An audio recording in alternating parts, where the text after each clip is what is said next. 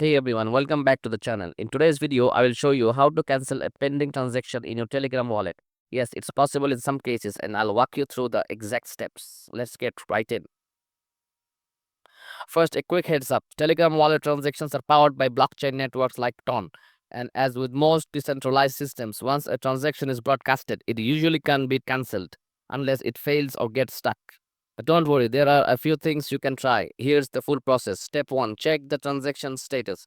Open your Telegram wallet and look for the pending transactions. Note down the transaction hash or ID. You'll need this info to track what's going on. Step 2. Understand the blockchain or mechanics.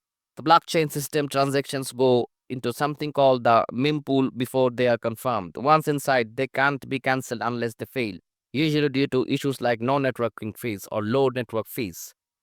Step 3. If your transaction fee was too low, it might stuck in the limbo.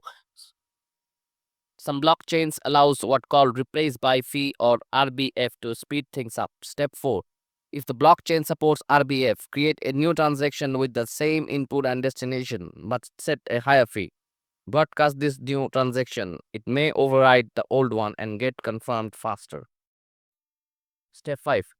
If things still look off, the transaction is stuck for too long, reach out to Telegram wallet support through their official channels. They might be able to help. Step 6.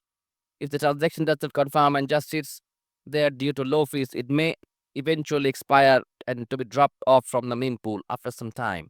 And that is it. These are the best methods to try if you're dealing or dealing with stuck or pending transaction in Telegram wallet in 2025.